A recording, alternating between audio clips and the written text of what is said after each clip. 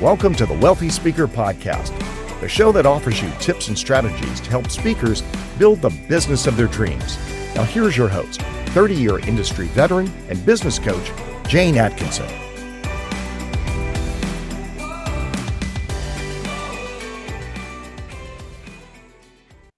Well, welcome everyone to the Wealthy Speaker Podcast. I'm your host, Jane Atkinson, and today we are talking to one of the hottest young speakers on the circuit, Sam Demma. Welcome to the show. Jane, thank you so much for having me. I feel like I kind of knew you like the minute you began. Tell everybody when you started, how old you were when you started, and where we are now. It is a full circle moment for me to be here because one of the first resources I ever had was the epic keynote book written by you, and the Wealthy Speaker series. And from a CAPS event, I still have the printout of the big sheet you gave us where I set my first goals in my own professional speaking career. So thank you for all the work that you do. Yay! That makes me so happy that you still have that 90-day acceleration roadmap because, you know, it's all about big goals. Okay, so what age were you when you started, and how many years are we from that?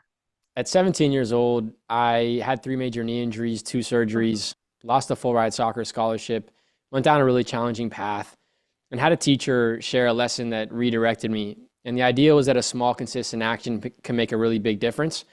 He challenged us to take that idea and apply it to something in the community. I decided to start picking up garbage, walking home from high school. That led to an organization where we were picking up garbage 1 hour once a week, and we needed more volunteers. The first thought that crossed my mind was, why don't I just speak in front of my entire school student body?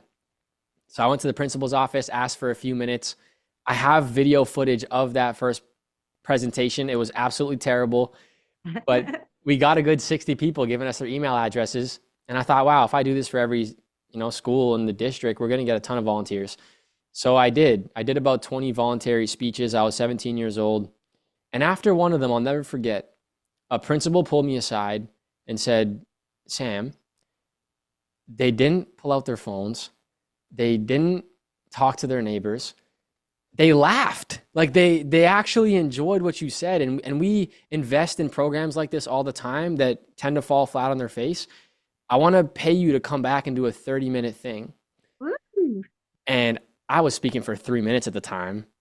Like, I don't know what I'm going to say for 30 minutes, but that really started the journey at the age of 17 to get curious about this work and how I could use my experiences and stories to make a contribution and also a career.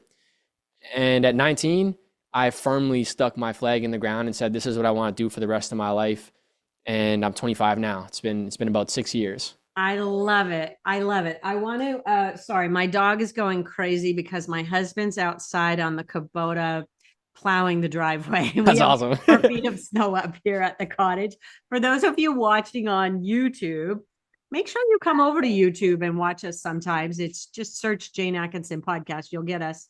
I'm filming here from my cottage today, and it is all really deep snow outside. So it's nice and cozy inside though.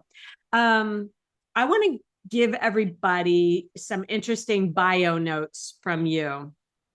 At 25 years old, over 700 presentations, some as far away as Kenya, 2 TED Talks. You talked about the 3,000 bags of litter that your organization Pick Waste, you mobilized thousands and thousands of young people. You partnered with Taco Bell to encourage people to engage in acts of kindness. I love that. And you have a best-selling book, Empty Your Backpack, Unpack Your Beliefs, Take Consistent Action, and Create a Life of Meaning. Sam, that is so amazing for somebody at any age. You packed a lot into those first few years. What do you think was one of them? Give me some of the flashpoints. Like, what were some of the most important pieces of that bio that really made a difference and to accelerate your speaking business? Hiring a coach was hands down the best decision I ever made in my entire life. The value of having someone who's already walked the path you want to walk down cannot be underestimated enough. It Nice. changed everything for me. Let's put in a plug for your coach. Who was your coach? His name was Chris Cummins. Chris is now like an uncle to me or a second father.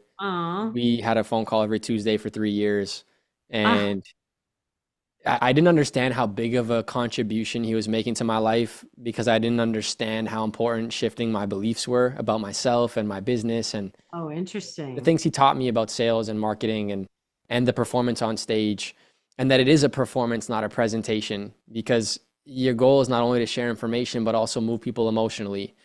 And it's just so much information, and it had a big impact on me.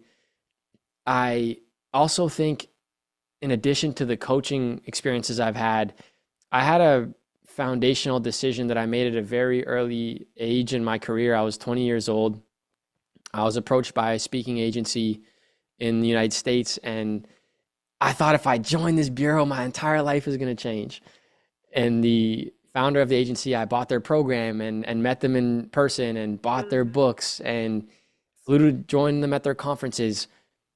And after a year of pursuing my work, things were kind of starting to gain some momentum, and they reached out and said, "We see a lot of promise in your career. We're going to start a 6-month vetting period of watching you. And if things look great, we may want to actually invite you to join us." And it was a small agency, and they booked a ton of events. And after 6 months, they emailed, "Sam, we want to invite you to join the agency." And I started crying, and I called my parents, and I told all my friends that everything's about to change. And then I got the contract, and it was a 10-year agreement. And it was 30% exclusive, meaning whether you booked the speech. 10 years. Oh my gosh. I would only be halfway through it now. I'm 25 years old. And oh my gosh. I had no idea what was possible. I had no idea what this industry could look like or could be. And something in my heart just told me it wasn't the right decision, and I decided not to move forward with it. And the person I spoke to put some serious doubt in my mind about my abilities. And I went for a 5-kilometer run, bawling my eyes out, wondering if maybe I made the worst decision of my life. And when I got home, I pulled out a calendar and I wrote January 1st, 2020, best decision you ever made. And it was a defining moment in my life, because we're going to succeed despite the opinions of other people. But what matters more than anything else is what we choose to believe about ourselves. And I started telling myself a story that my success didn't lie in the hands of some agency or some bureau or some manager or anybody else. And it was that decision where I said, you know what? If I was going to give 30% away, I'm going to just take that 30% that I would have given away and invest it in my own personal development. And that's when I started hiring coaches and found courses. And oh, good. Oh my gosh, Sam, so good.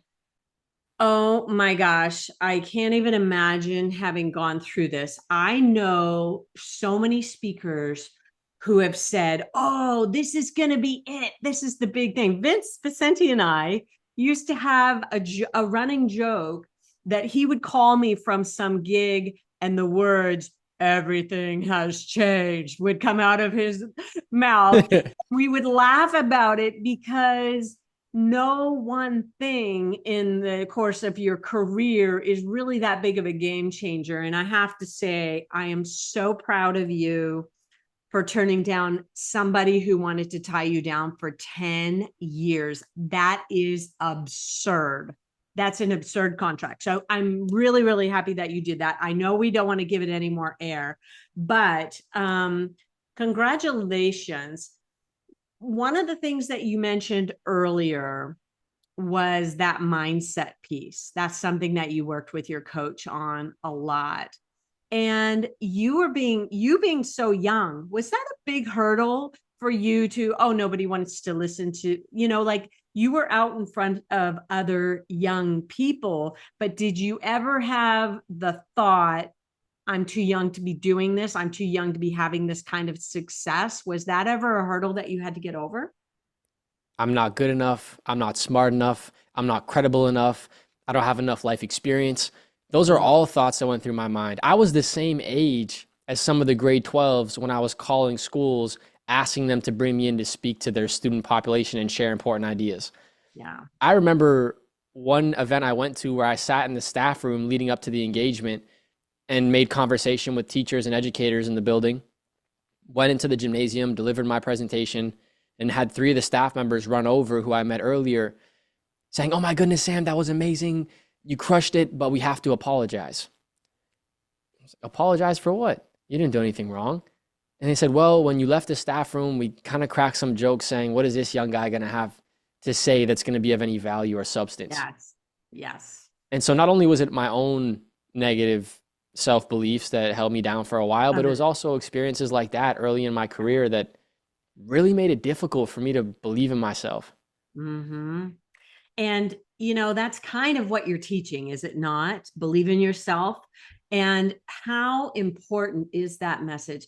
I don't know that there's ever been a more difficult time to be a young person in the world, especially in the let's say North America, with all of the social media, with so much bullying. I I think the message that you're giving is so, so, so important, Sam. Congratulations for that. Oh, I appreciate it. And I have so many reasons to continue doing it. Those challenges I faced 6 years ago, I definitely face different challenges today, but it's Yeah. people like Chris and other mentors who really helped me find belief in myself. And one of the big things they taught me around self-belief was that it's not something you're born with, it's something you earn through consistent action. That if you don't believe you're a great speaker, speak as much as you can to gain as much Yeah. feedback as you can from audiences telling you you're doing a great job. And over time, you'll start to shift the way you see yourself. And me getting in reps at the start was joining Toastmasters and doing a 5-minute speech every Tuesday, whether it was talking about something in my life or making up a speech so I could practice in front of real Yeah. humans. But So every Tuesday, you talk to your coach. Every Tuesday, you went to Toastmasters. That just shows such commitment. And we talk about only 2 things being required to have success in the speaking business here at the Wealthy Speaker School. Number 1 is an all-in kind of mindset mentality that you are in it. And number 2 is consistent action. You are the perfect model for how that actually worked. Talk a little bit about calling up the schools. Like, what was give me some numbers of how many people did you have to call in order to play 700 events in 5 years? I think in the first year, I did roughly 1,000 to 1,500 video emails, which were Video emails. these were personalized video messages to school decision makers, asking them for permission to hop on a Zoom call and talk about how I could provide value to their students and staff. Nice. I booked 34 events, Wow. which means I was That, so told, 1,500 equals 34. which is wild. And according to some other people in the space, they were like, 34 events in your first year is nuts. And I was like, yeah, but I feel like trash, man. Look how many people told me no. And I didn't realize that that's a normal part of the speaking experience, of the speaking business, that for every 10 or 15 or 20 no's, you're going to get a yes. And it's really about consistently planting seeds every single day, whether you feel like it or not. So doing the consistent outreach and finding ways to provide people with value is a really big proponent to the success I've experienced with the 700 engagements. I also want to credit some other thoughts to the 700 bookings. One of them was approaching my work more like a performing artist instead of a keynote speaker. I really took inspiration from rappers and musicians who do such a good job promoting their work. And when I was thinking about the keynote speaking space, I just thought that there was a gap in the same way we approach our events that musicians do. They call it a performance because it is an emotional experience. And keynote speakers move people emotionally all the time. But the main thing we think about when we hear keynote speaker is information. They're going to share ideas and insights. And although that's true, it's also an emotional experience. So I shifted in my mind from thinking of my work like a presentation to thinking of my work like a performance. I Ah, started shifting my marketing. Artists make sure that their team calls all the local newspapers. Hey, we're coming to town to do a show. So whether I was speaking at a school or a large statewide conference, we'll contact all the local newspapers and the local news stations and say, Sam's coming in to do a performance. The performance is about this. And we created tour posters of all of our upcoming events. And parents and aunts and uncles reach out asking to buy tickets, and we always say, sorry, they're private events right now. but you can bring Sam to your school, which is why in the youth space or young adult space, when you go to a city, you're often doing more than one event, aren't you? Or a lot in the area. Correct. Sometimes we do like 8 or 9 in the same week within the same school district. And the poster has helped a lot with those things. The reframing of the way I view myself has helped a lot. Um, Wow. That is so cool. So tell me a little bit about like what would be on the poster, your name, and what was the message that you were putting out on the poster? we want to give people a mission they can stand behind. When you Okay. think about Simon Sinek's Golden Circle, he says the most innovative companies in the world start with why, the reason they're doing it, because you want to find people who have the same beliefs you do. Mm-hmm. So you can create a tour, but make sure the tour is anchored in a message people can stand behind. For me, it was about helping young people let go of their negative thoughts and opinions. It was a message Oh. attached to mental health. Oh. And we had an image of me and the giant red backpack with a tour, title of the tour, the Empty Your Backpack speaking tour. We had all the dates and locations of all our upcoming events, and then a link where people could grab more information. And we then took that tour poster, and every time we got a booking, we would share with the school and have them share with their community, print it out, stick it on the walls, the I same way love an it. artist would promote a show if it was at a local venue. And then we created a press release for it and reached out to the news. And we didn't hire a PR company. We just wrote a compelling story Yeah. and put it in a Word document and sent it to segment producers. And we did over 10 national news interviews Oh about my this. gosh. And Sam, this is so good. I'm so impressed with all of the things that you've done. I would say PR in the city that you're arriving to is such low-hanging fruit that so many people are not picking. And the thing is that you had a hook. You had something that would allow it's mental health and it's young adults. Like that is just an ongoing thing that needs to be in the news all the time. We just went through in Canada here, we have Bell Let's Talk. I don't know if it's a whole week or a month, but it's all about young people and their mental health. So how busy were you during Bell Let's Talk? Is it a week or a month? they have a mental health month, then they have a Bell Let's Talk day that's like a Okay. specific day, and then they kind of expanded it now into a week. Yep. The year for me is most busy March, April, May, and Mm-hmm. September, October, November. Yes. And we've tracked that over the past 6 years. It's how it unfolds in my specific business, but a lot of other education speakers probably find a similar rhythm based around the Yes. holidays and the start and end of the school year. Yes. Um, Last year, I was intentionally very busy during Bell Let's Talk week and day. This year, we've shifted some of our outcomes and things that we're working towards, and Mm-hmm. we've increased the fees and lowered the amount of engagements. I found doing 180 events a year is not healthy for Sam. So Exhausting. Absolutely exhausting. So what's your goal now moving forward?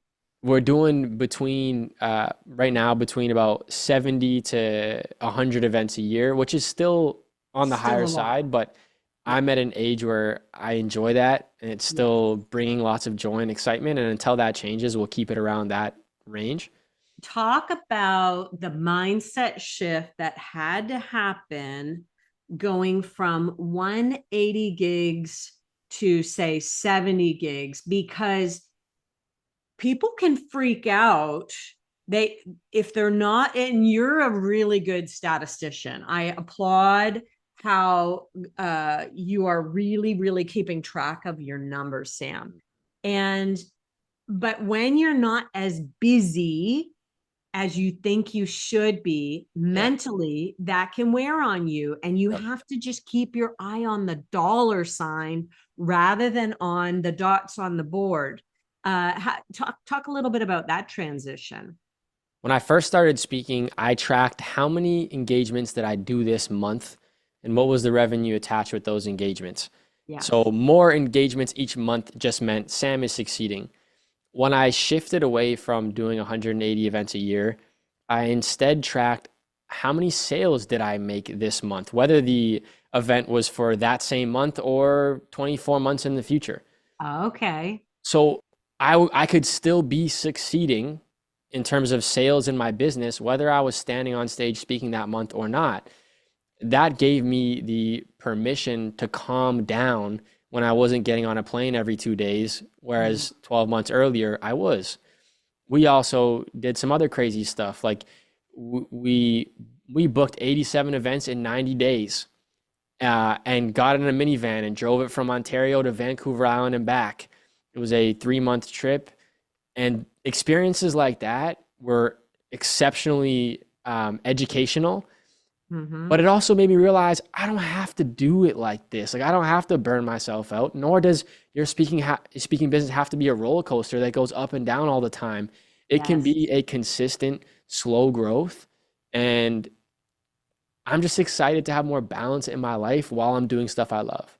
Yeah. And I love the idea of really measuring how much you're selling each month, because that's where you get your consistency. Sure, you're going to have play dates that all get kind of really chunked together over about a 6-month period of time. But if you're selling every month for 12 months or maybe 11 months, in the education market, there's probably times when you just don't want to be calling anybody, like August or July. Is anybody taking any calls in August and July? If you're reaching out to appreciate people, 100%.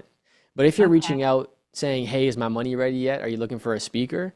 Yes. No one wants to hear from you. And that's also something that Chris really taught me. In the earlier stage of my career, I was very transactional. Hey, has the invoice been paid yet? Hey, has the invoice been settled yet? Hey, is my money ready yet? Oh. Most of the time, that's the energy behind our follow-up emails. That's the energy behind our follow-up conversations. And he shared an analogy with me I'll never forget. He said, Sam, if you are on a dance floor and you walk up to someone and invite them to dance and they're not interested, walking up to them 2 more times to ask them to dance again is not going to change their mind. But you know what might? If you go and dance with their friend and their friend and you have a beautiful time dancing and they watch it from the side of the dance floor. And so that whole little analogy built this little belief Chris had that there's actually a follow-up strategy called the no follow-up. And it's when you just love this. You just let people witness you doing good stuff with other people, and you stop investing your energy in folks who aren't ready and spread it with the ones who are. Okay. And what I found is that when you give people the space, instead of consistently following up, they come back around when they're ready and they make a purchasing decision. Okay. So what that looks like for you is it's not a series of 3 or 4 or 5 emails that goes out on the first round of approach. It might be spaced out a little bit longer over time. And your goal is to be circling around these people and they see your posters up around town, and then, hey, wait a second.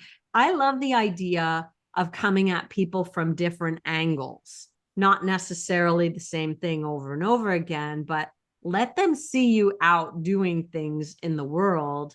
And maybe they see you on the news at night. That's pretty cool. The other mindset shift I had around sales was selling is not about your product or service. Selling is about serving the client's needs and having the maturity to say, hey, based on this conversation, I actually don't think I'm the right fit, but let me connect you to somebody who is a lesson that Chris also helped me learn. Yeah. And when you can be a resource to the client, whether it's you or somebody else.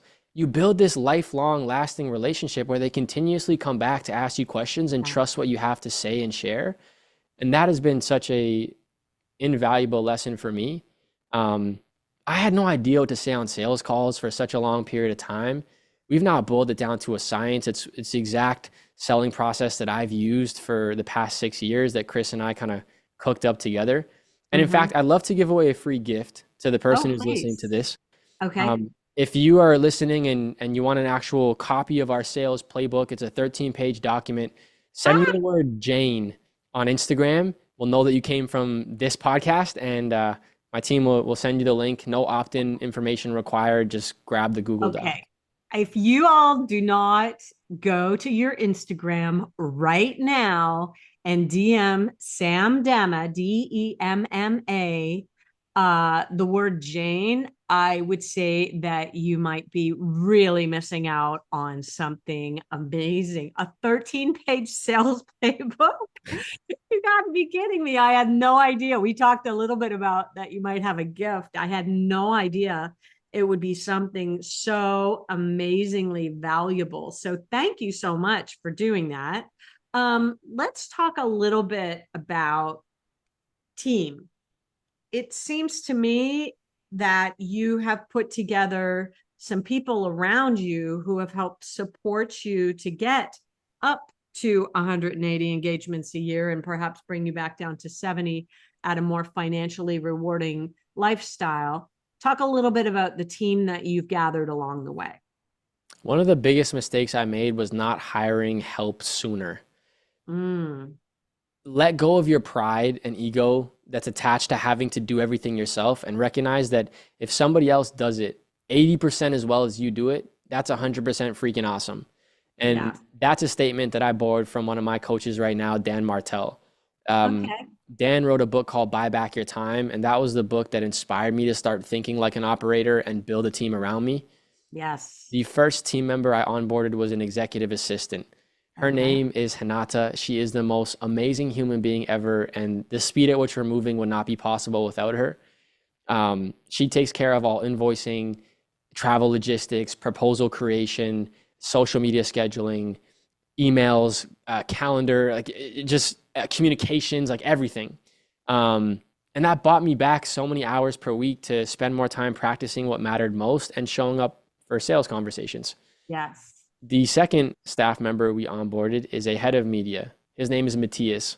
He is like a brother to me, and we're going to build the biggest transformational educational company in the education space together, and I'm so excited to have him on board.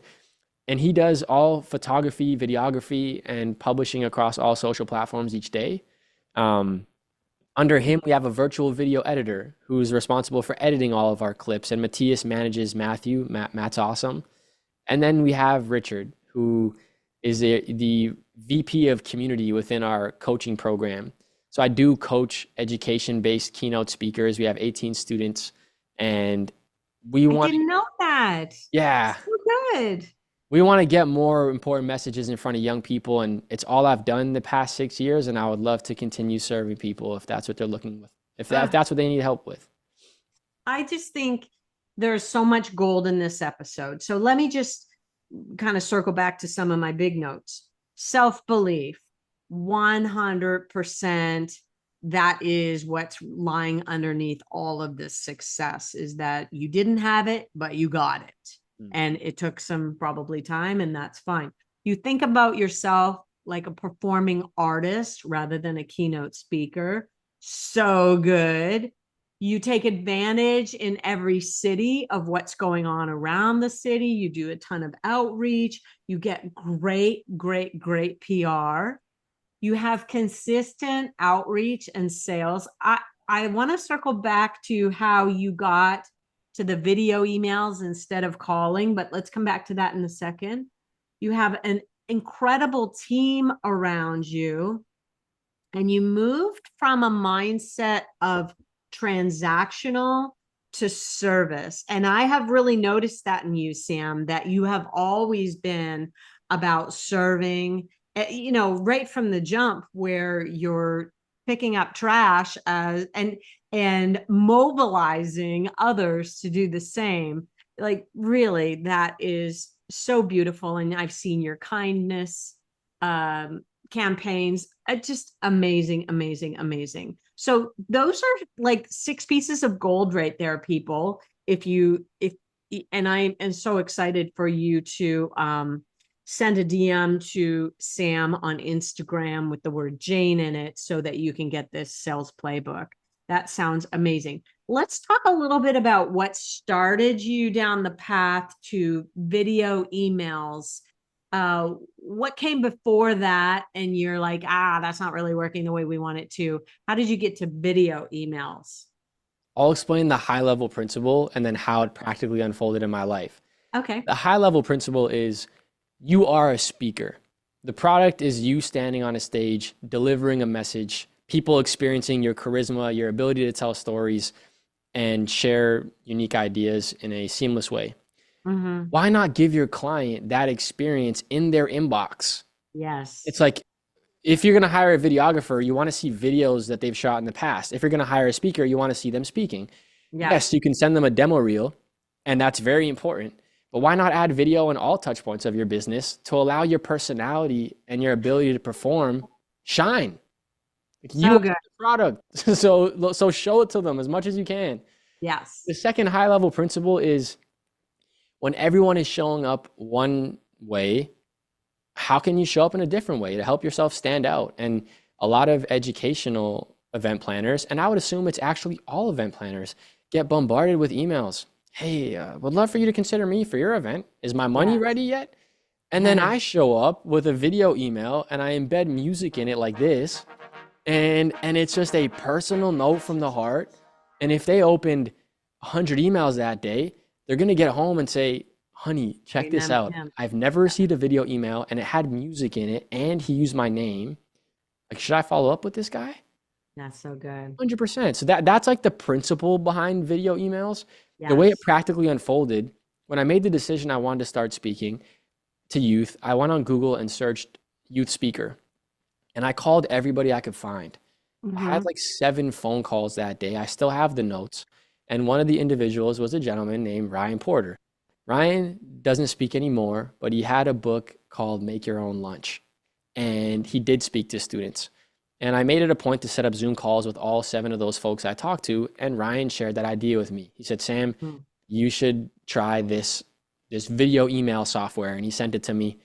Jane, I still have the videos from 2019 of me with an afro sitting in front of a terrible webcam, looking down at my keyboard, not at the camera, pitching these principles to let me come and speak to their school.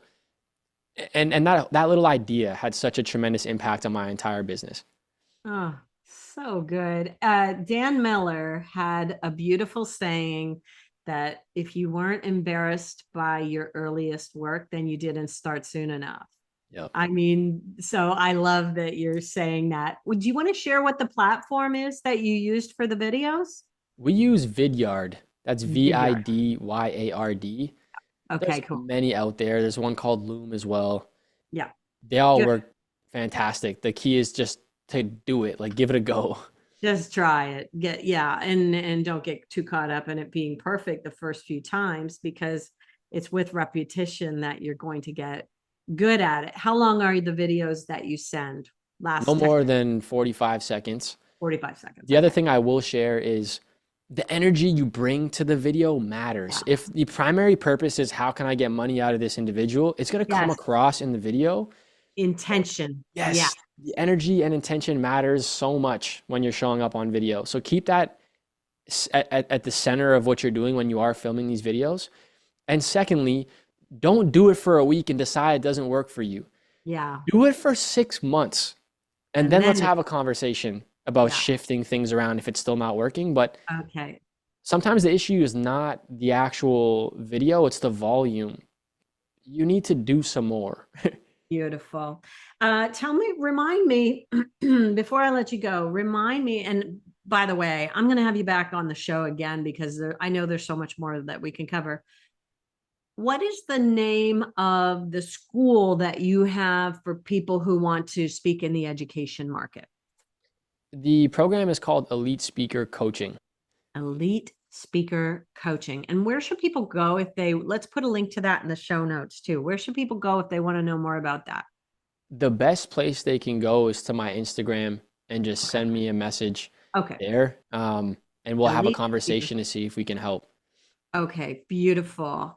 I just think, and I know that wasn't your intention to come on and sell something, so I do it for you. That's what we do over here. And I am so thrilled to have been given a ringside seat to your exponential growth, Sam.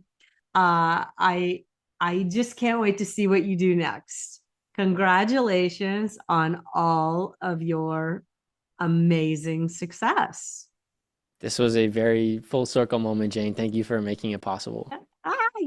Yay! Sam Demma, thank you so much for being here. If you've been listening in, I think you've probably been taking a ton of notes today. And with that, now that your head is full, we're going to say, see you soon, wealthy speakers. Bye for now, everyone.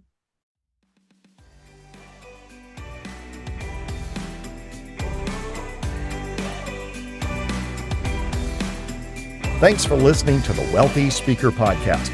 If you need help building the speaking business of your dreams, head over to wealthyspeakerschool.com and take advantage of our 20-minute next step call. Thanks for listening to the Wealthy Speaker Podcast.